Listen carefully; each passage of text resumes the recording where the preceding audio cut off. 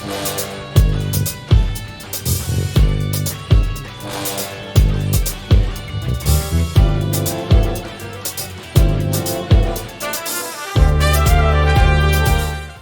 everybody, Rob Hilditch here again from Harding's Your Improvement Company with my partner, Matt Whiteley. Matt, how are you today? Doing great. Awesome. Good to see Happy you. to be here. Yeah. I appreciate you taking the time to do this. This is one that I've been looking forward to doing.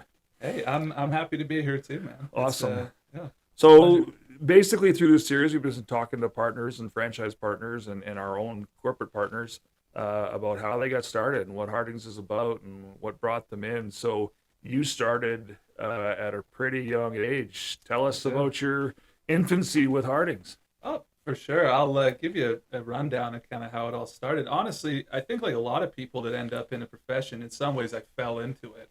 It wasn't something that I expected was going to be my permanent career path. Yeah. You know, I started right out of high school at 17 in 2006. My dad was in the business. He'd been brought in through Dalton. They were friends kind of through church community and volleyball and these kind of things. And my pop started working with him through that. And I was just looking for a job out of high school. Want to make some money, to have some fun and buy some stuff and, you know, a little bit of freedom and that kind of thing. That's all it was for me at that point. Yeah. But my dad is very meticulous, and I grew up working with him on tools, doing projects around the house and that kind of thing.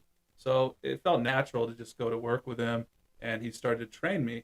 And he actually, my business partner now, in the part of Harding's that I'm responsible for, Matt Rachel, he and I went to high school together, and we started working on the tools for my pops right out of high school, and we were terrible. Go Beaverbrook. Exactly, man. Yeah. But we were terrible. Like, we weren't good at it at all. Yeah. You know, we didn't have a long-term perspective of what it could be or anything like that. We were just young kids trying to make a buck, and that's how we got started in the business. That's and you know what, you're so right, where people just kind of fall into it. Yeah. They don't expect it. When I first got into work, I fell into the restaurant industry just because my dad was involved in restaurants and it just made sense. I just kind of did it. And he always said, don't ever do restaurants. And I thank God now that I'm out of that and happy what I'm doing now. But it's, yeah, you just fall into things. Yeah. But you fell into it and made quite the success out of it. Yeah, I can't. Yeah, fell upwards or whatever you want to say. It just kind of worked out, but it took time to get there. You know, my progression was basically I was on the tools for quite a while, just working for my pops. Honestly, just an hourly laborer, learning the different facets of the business, and not even the business, of the trade. Yeah, like of the actual technical application side of things. Like I hadn't even given a consideration to anything like running a crew or anything like that at that point. I was just trying to learn the craft. How do you paint something? How do you prepare something? You know, everything to do with preparing and painting interior and exterior of a house. That's kind of what I was involved with. But even at that point, because I didn't have a long-term mentality, it was just kind of get through the day. Yeah. But that shifted for me a little bit later on. So I took a few years off. I used to be into, you know, I was religious and did a mission trip for my church. When I came back from that experience, because of the experiences that I'd had during that time, I did a lot of meeting of new people. It really broadened my horizons in terms of what was, you know, what adult life was. Like I came back and I wasn't just a teenager that graduated high school. I wanted to accomplish things.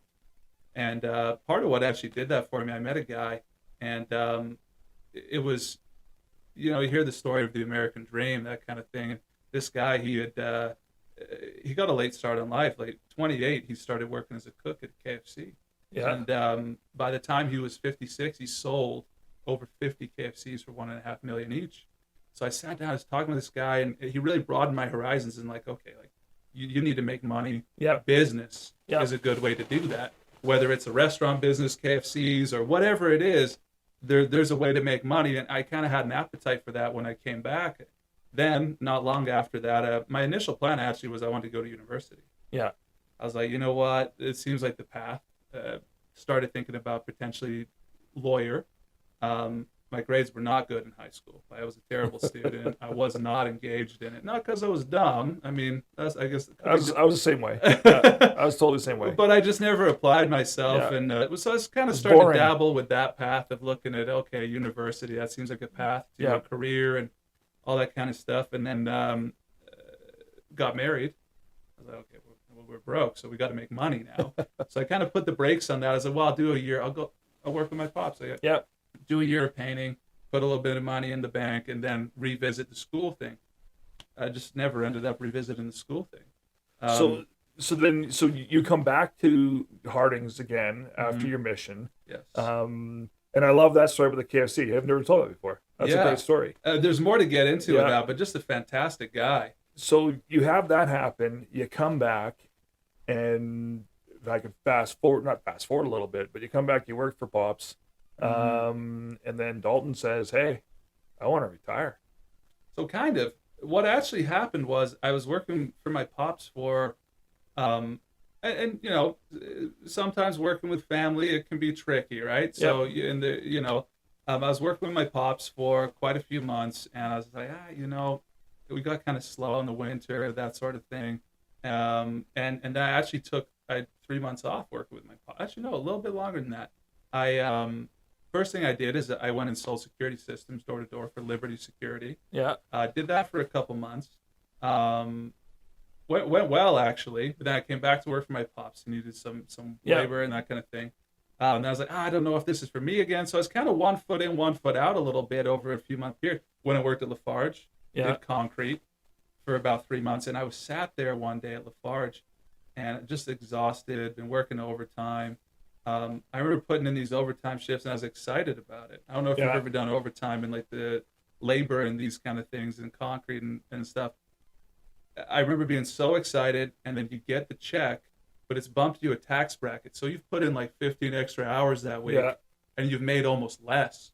And I remember looking at this, and I was like, what am I doing here? Yeah. And I just sat there in the yard on my break, and I was like, I need to do something else. I think I'm going to give the painting thing a shot. So I quit at Lafarge, went back to work with my dad. A few months later, on the tools again, just getting jobs done, subcontract work. Yeah. You know, just at that point, I had one helper, just one helper that was working with me, and I was like, maybe there's an opportunity here. I don't know what that could be. Yeah. I don't even know what that could mean. But so I went to my dad. I was like, hey, is there something in Harding's? Like, is there any positions available? Yep. Is there kind of a career path for me other than just this? And so he actually chatted with Dalton. Said, hey, my son, you know, he's ambitious, he's young, he doesn't know a lot, but he's interested in something. And I had a meeting, a sit down. I came in like shirt and tie. I was like, I'm a professional. Dalton's in looked his way better than I shorts, do today. Socks pulled up to his knees. With Probably, his man. I runners mean, he was behind a desk. I couldn't tell, but like, you know, came in, tried to put my best foot forward, and Dalton said, yeah, there is an opportunity. Actually, your timing couldn't be better. I'm looking at getting out of the game, starting to take a few steps back. Yeah. Obviously, he had a long career and built the brand and done a fantastic job. And he said to me, hey, there's actually 2 opportunities like available. One is to get into the residential side of things. There's some licenses available that aren't really being serviced. You could look to purchase those. Or the other opportunity is I'll take you under my wing, and you can look to purchase the condominium piece, which he was still operating at that point. It was kind of still in its infancy compared to where it is now. Yeah. I had no idea what the implications of either decision were, but I took like less than a day. I was like, yeah, I'll do the one with you. Yeah. You know, you seem like a guy that knows things that I don't know, and it just felt right. So I went with that opportunity, and it turned out to be the right one, thankfully. Yeah, so it gave you an opportunity to learn on the job with him, especially when you look at the condominium piece on how many people you've got to meet, how many people you got to build relationships with, all the different facets of that are just elevated that much higher over our standard residential piece. Definitely. It's a very relationship and reputation-based piece of business. Like the traditional marketing avenues I've learned over time, like they're not really effective. Basically, somebody needs to vouch for you to get into that market and to be able to have the opportunity to bid projects. But yeah, that was kind of the progression. And how it started was I actually just started doing projects, producing projects for Dalton. Yeah. And I brought along my helper that I had at the time, and then convinced Matt Rachel he was working with one of our other senior painters at the time, Mike Holmes, who's retired now, as his right-hand guy. But I convinced him to leave and to come back and become part of the crew. Yeah. We built up a crew, just subcontracting. And then I was putting in long hours because I'd be on the tools all day. And then as part of my training and learning the business with Dalton, to taking me under his wing kind of thing, after that, I would go and meet with Dalton, and we would go over financials, and we would go over projects, and he would teach me how to estimate, how to measure, how we price things, how to do follow-up, how to, all of the actual, the business side of things. So I was putting in long hours for the first year and a half or so. Then I started to book projects, and started to kind of get some confidence, and things started to go well. And Don's like, oh, this guy might actually be okay. Yeah. I'm sure at the start he was like, this is a dice roll. Totally. I don't know if this is going to work out with this guy. But started to get some traction, thankfully. And then ended up getting busy very quickly to a point that I had to get off the tools. I actually remember it so well. When you do an interview with Matt Rachel, he'll probably say the story differently, but I remember it very well. At that point, we were doing, actually a friend of mine, I'm bouncing all over the place here. Hopefully you can edit this a little bit. All good. But a friend of mine that I grew up with, his dad, Joel, he lived, he had a whole bunch of condominiums like that he owned throughout Calgary. Yeah. Him and some guys that he did business with back in the day had kind of purchased large amounts of units in a few different complexes. And he actually gave me my first big contract on the condominium side. And it was a 9-floor building, exterior, down in the Beltline. So tricky. Yeah. Access isn't easy. We had the big man lift in, all these kind of things.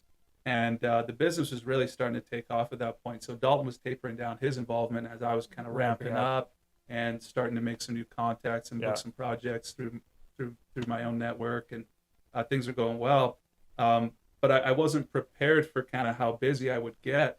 And we're painting this big stucco face, like 80 feet tall. And I'm in the lift on my own, harnessed, I'm spraying. I'm putting first coat on this one side of the building. The other guys, Matt is kind of getting them to prepare and start work on the other side of the building, and then we'll move around when this is done. So I go up to the top, spray in, get a phone call. Put it down, take the phone call, spray. This goes throughout the entire, I'm working down this 80-foot face, keep getting phone calls. Now, I was at the time a great painter. Get to the bottom, Matt comes around the corner, we look up at the work I've done. And we're like, I can just imagine. Like, this is bad. Like, there was misses, all of this kind of marks stuff. Beyond. Thankfully, it was only first coat, so it was salvageable. And I looked at him and I said, I can't be on the tools anymore. I handed him a gun. I was like, you're running the crew. And that was my last day on the tools.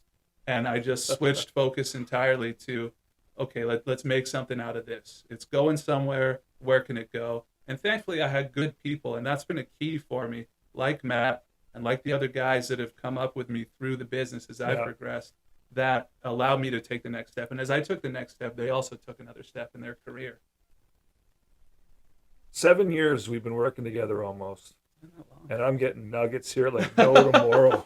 That's awesome. Again, I hadn't heard that story about the spraying when you finished. Yeah. Matt'll probably go into more detail on how bad it looked. But it looked bad. I'm on record. It was not good. Make notes. That is hilarious. So then now it's time to transition. And so you're off the tools. Yes. You're looking at doing, had the residential piece come in at that point yet, or did that come in after? So that was what initially my focus was, the condominium piece of business. Like, am I supposed to talk like numbers here? Is this like a thing? Is that crass or? We try to avoid talking about numbers. Sounds good. But I mean, at the same time, I can always edit that stuff too. Sure. So basically how that all kind of wrapped up with my relationship with Dalton is we got to a point where things had gone well. We signed a final agreement, and I then purchased from him the condominium license with Harding. So then that was my piece. At the time, though, because it was a smaller piece of business, Attila, who was the president then, because Dalton had stepped back by that point, he was like, you know what? We have this residential area up in the north. It's not being serviced. Like, and at the time, it was like Country Hills, Harvest Hills, Coventry Hills, that sort of segment up there, which is actually a great piece. Ironically enough, Attila has it again. It's come full circle. He was like, why don't you service that as well? So at the same time as doing the condo, I was starting to get my feet wet on the residential side as well, and saw the value in that. And then the condo piece really started to grow. So I started to have kind of exponential growth over a few year period. And during that time, some opportunities came up that I was able to scoop up some more residential areas as well. Yeah. And, start to kind of build up the business, put myself in a position that I could incur some overhead. Yeah. Hire a production manager, these kind of things. So you bring all that on. Mm-hmm. We're talking what, 2012, 2013 and around there? Yeah, I want to say, I think that I signed my agreement with Dalton, I want to say in October of 2011. Yeah. Is when I kind of inked everything with Dalton. So 2012 was kind of my first year, full steam ahead, no safety net of Dalton to move ahead. When you started all this, like when you look at when you first came in with, I'll say with Dalton. Yeah. What did you see?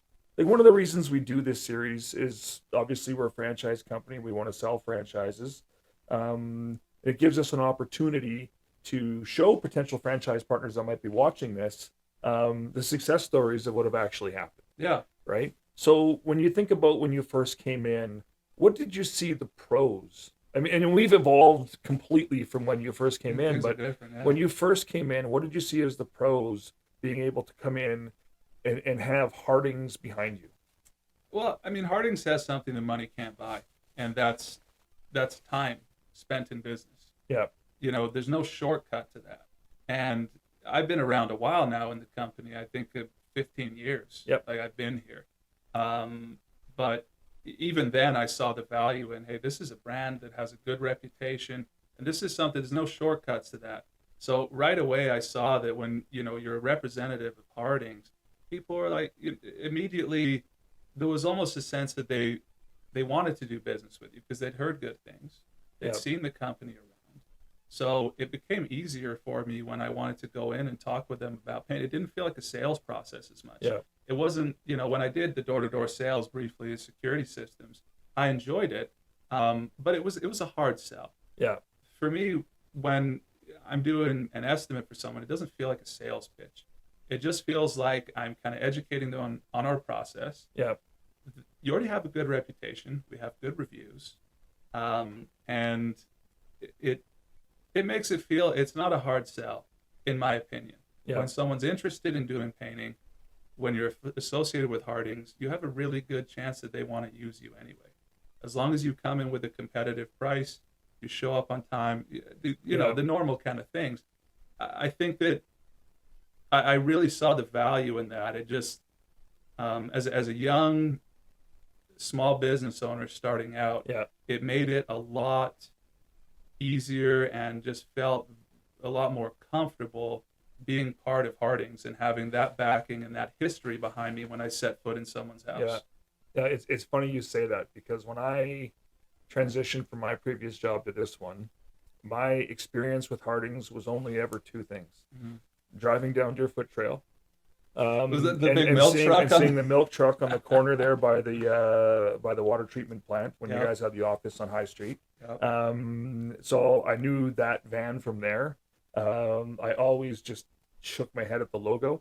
But then I would start seeing that same van in Woodbine leaving my neighborhood. Mm-hmm. And I always thought, oh, that guy must live here and work there, and never put two and two together until I came in for an interview and realized, oh, wait a minute, this isn't just one guy. Yeah. This is a group of individuals who are good at what they do and have built this brand, even if it was with a bad logo. Hey man, that logo was fantastic in its day. Yeah, it worked. The rainbow, everyone, it was very recognizable. And the funny thing is I am now in the marketing side of things, trying to piece together how we bring back the peace of mind solutions part. Yeah. So the one I'm playing with right now is that, it's join the ditch the DIY revolution, because we're trying to get people to ditch the DIY and hire us instead. Mm-hmm. And that's your peace of mind solution to the ditch, doing that. So I'm trying to bring that role around. I still like that slogan. I still like it. I still like it too. The peace really of mind solutions is totally what Dalton had started, and what you guys, when you came on as new franchise partners and licensees, had really created. So I came in thinking this is a small little company. Mm-hmm. And when I got here for the first interview, saw the building, saw what you guys are doing, looked at the paint booth, and I'm like, this is an exciting opportunity. Like I actually turned down another job that would have done well to Mm-hmm. take this because I was like, oh man, this I can do this and we can do this and we can do this, and we're there. The last piece was the franchising, and Yeah. we're doing it now. So it's kind of cool that we all see that. I was telling Dalton the story when we did the interview with him, was that in my previous job, Mm-hmm. I would run into people and they'd see a jacket that said Joey's or whatever it may be, and they go, "Oh, I love your restaurant at Chinook." Yeah. And I'm like, "No, it's Joey Tomatoes." Oh, you're Wait a the, second. the new Are they location. not affiliated? Nothing to do with each other, Huh. but the name recognition that we had, even in the city at the time, I think we had 9 locations in the city, and I still have to explain to them where I worked. Yeah. When I came here, within the first week, well, I put up a thing on Facebook saying, "Hey, I'm here," and I went on LinkedIn and went, "This is where I am." And people were like, "Oh, Hilditch, I can't believe you're there. They painted my house last year, or this guy did this, or that guy did this. I had the texturing guy do this," and it's like, holy cow! Like, when Yeah. you look at the food business and restaurants, everybody recognizes restaurants, right? Especially when you have 9 in a city. Of course. But I never got the name recognition that I saw here and how impactful it was right away.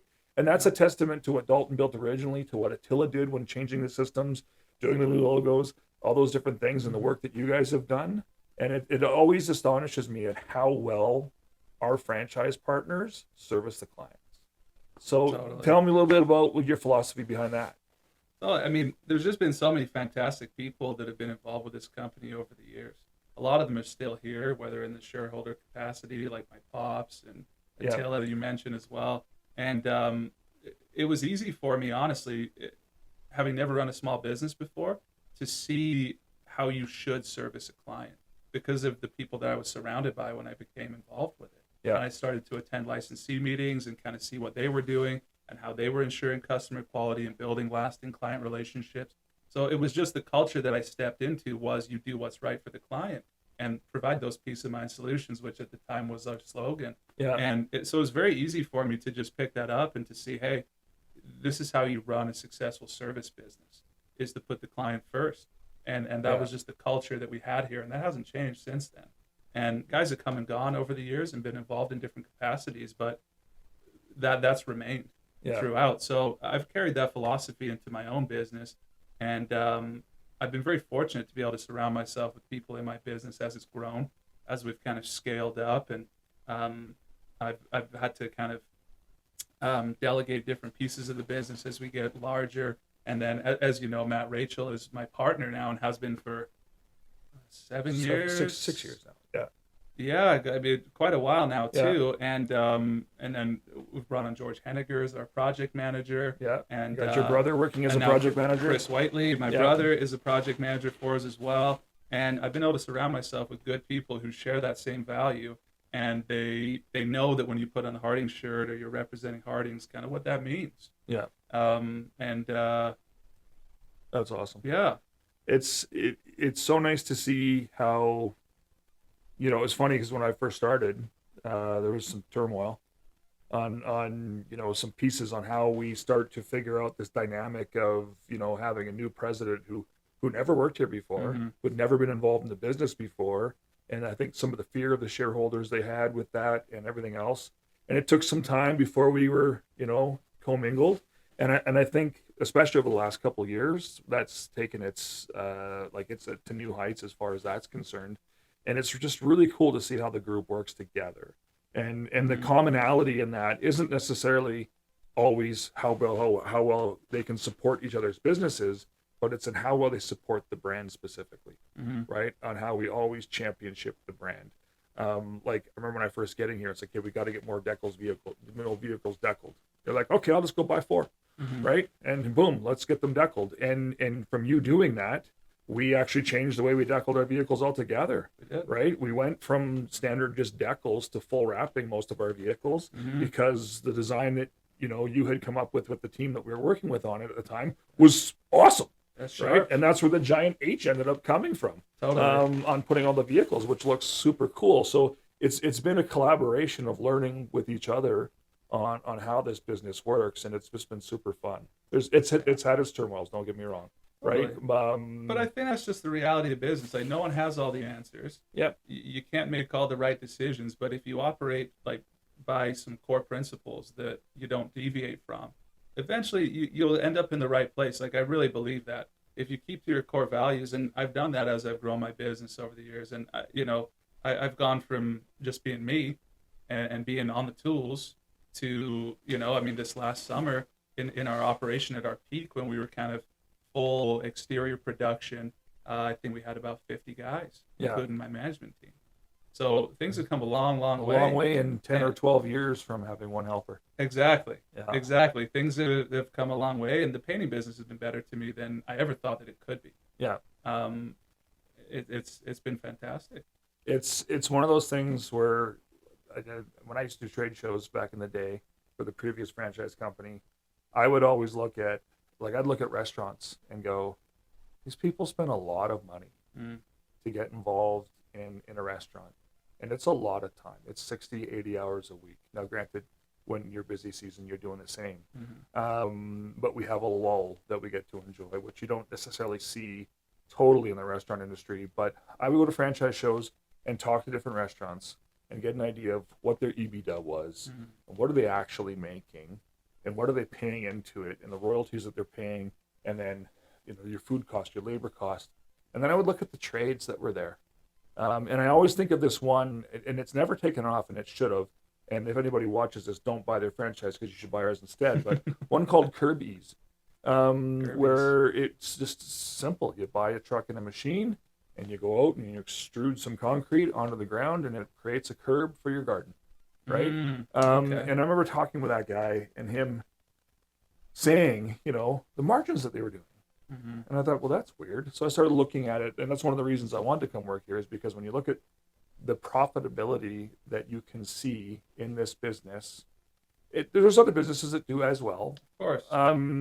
But and from where I was coming from, better, yeah, But from where I was coming from on 3 to 6% EBITDA to seeing 25 to 35% EBITDA, you're like, what? That's possible in what you're doing?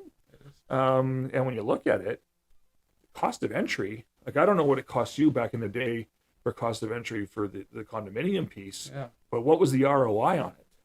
It's been great. But how long did it take you to pay that back? So the deal that I entered into with Dalton, I want to say it took 2-3 years.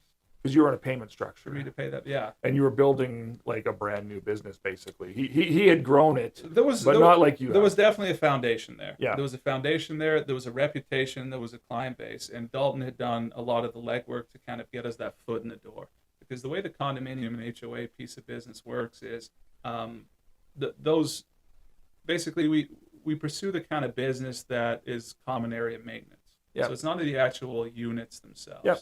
It'll be the exterior of the condo complex. Exterior hallways, the stairwells, the hallways, communal, whatever the condo board is responsible for the maintenance of. And they take that money off the condo fees, they put into a fund. Yep. Then the property manager manages that fund, and they will only get qualified companies to bid. Yeah. So when you're bidding on a condominium project, and this is the same for a lot of like commercial or larger industrial sort of projects as well, you're not bidding against companies that don't have a reputation, that don't have insurance, that don't have WCB, because there is those guys out there in the painting business. The Kijiji guys. You're bidding against qualified competitors. And Dalton got us kind of a foot in the door with a lot of those companies early on, and we've just been able to capitalize that and build on that reputation. Yep. You get one opportunity, you deliver. That turns into 2 opportunities, you deliver again. That turns into 4. And as long as you can keep consistently delivering at a competitive price, people will use you repeatedly. It's like the old Pert Plus commercial. You might be a little bit too young for that one, but in the 80s, I don't know, and they tell 2 friends, and they tell 2 friends, and they tell 2 friends. It's true. And it's not complicated. It's not rocket it's not a science. complicated business. Do the right thing consistently. Service the product, service the client properly. Yeah. Do it consistently. Give a good quality product. People will talk about you. And when you look at where a lot of our leads come from, we're at half of them are previous customers or word of mouth from those previous customers, if not more. We're closer to 60% on that. That's pretty astonishing for a business. And again, I think that's a testament to what everybody has done. There's certain things that Vicky and I can do, but we don't service the clients like you guys do. You guys are the front end. You're the ones dealing with them. You're the ones that boots on the ground. You're the ones that are committed to growing it. all I can do is create the brand behind it, or not create the brand behind it, but amplify the brand behind it, so that you guys have that recognition when you go in. And like you said, it hasn't been much for me to do on that side of it because it was already there. We're just continuing to make little small incremental changes to grow it so that we can do that. So on that, what's the future outlook for Matt and Matt?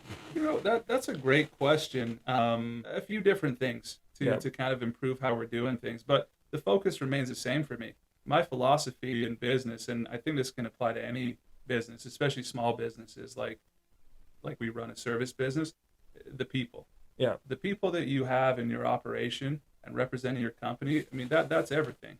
Down to the new helper on the tools that's learning the trade for the first time, and his only job is to scrape, sand, caulk, and then tape. Right down to that person that's just getting his feet wet in the painting trade. Everyone has to understand kind of our standards, who Hardings are, what we represent, the trust that people are putting in us when they bring you into their home. And that's why we get so much referral business, is because even for myself, like if I'm hiring a contractor that I don't have a connection for already, I'd like to have a referral. I'd like to have someone say, this is someone that you can bring into your home and feel comfortable with, and they're going to do work at a fair price and all this kind of stuff.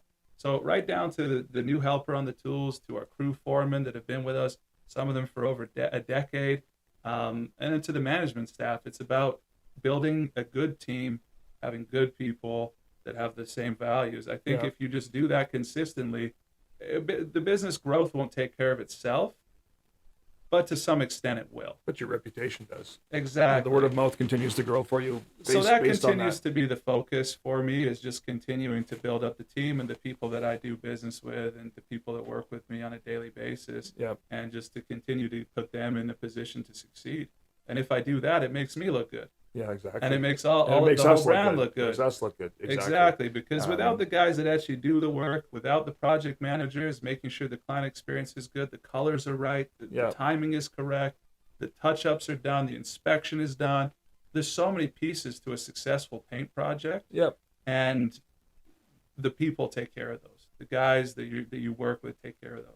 And it's those people who are the reason that we're the number one, most Google reviewed. No, it's not a bad thing, is it? It is. It's pretty cool. Now, one last question. I wasn't going to talk about this, but then you kind of brought it up a little bit, so I'm curious. We've had conversations in the past, not you and I, but through this video series that we're doing. Subcontractors. The subcontractor business model. And it's funny because we will get clients or customers who are like, well, you're subcontractors, they want nothing to do with you. And because they don't understand the dynamic. And I think one of the cool things that we have, and I want you just to kind of maybe not attest to that, but just tell me your story of it, is that we've got a lot of subcontractors. It's how the industry works, whether it's right or wrong. I think it's right, to be perfectly honest with you. But you get these subcontractors that, people think, oh, well, Harding's got the job. They took my lead and then they subcontracted it to somebody else. And that's not it at all.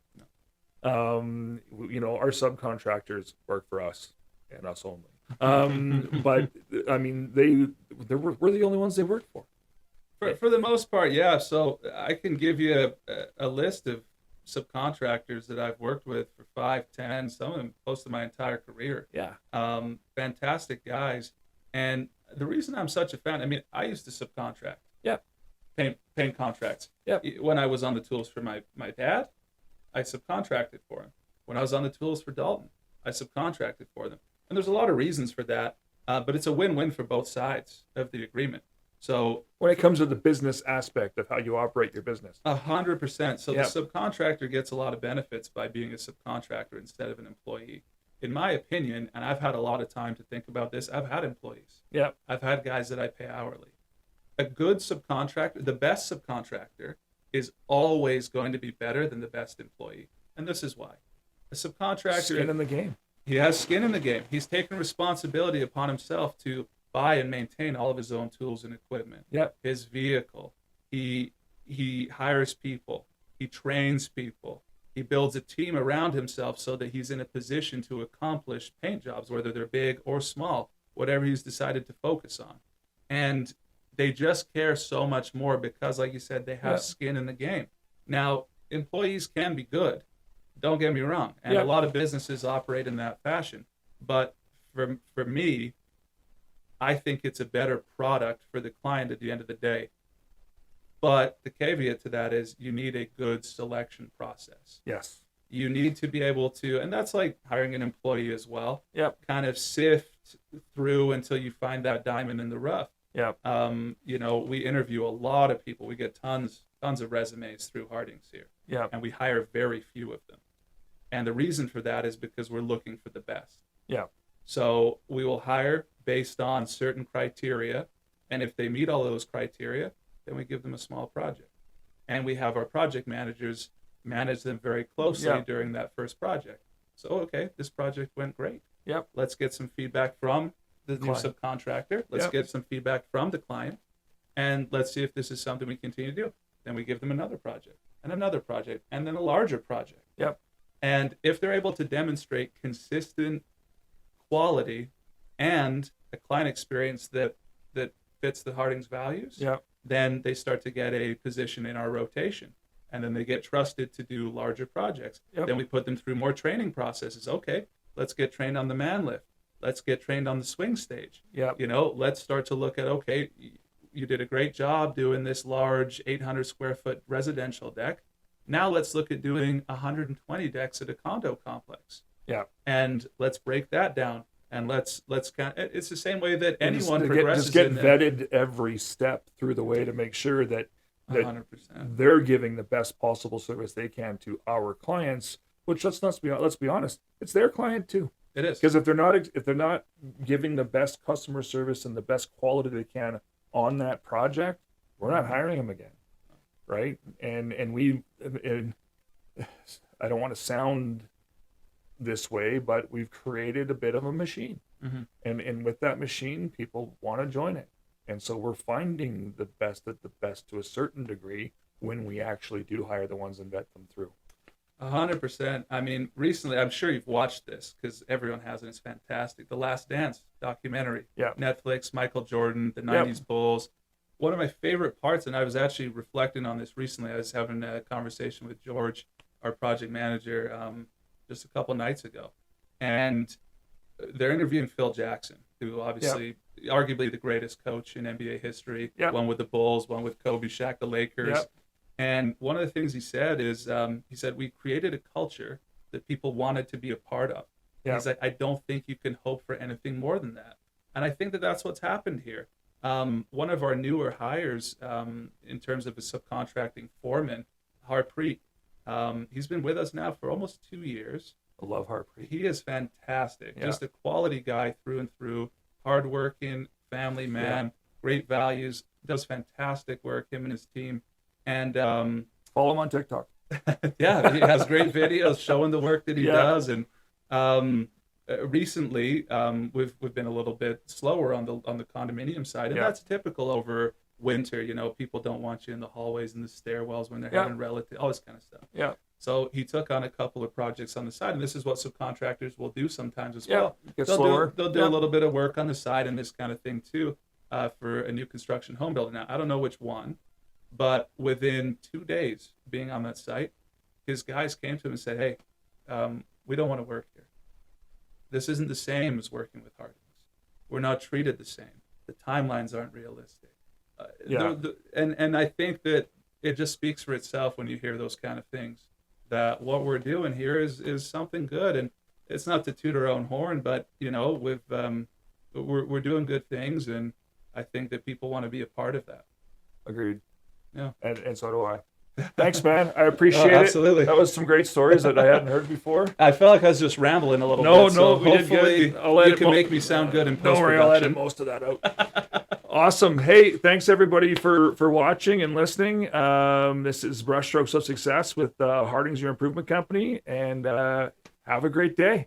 Thank you.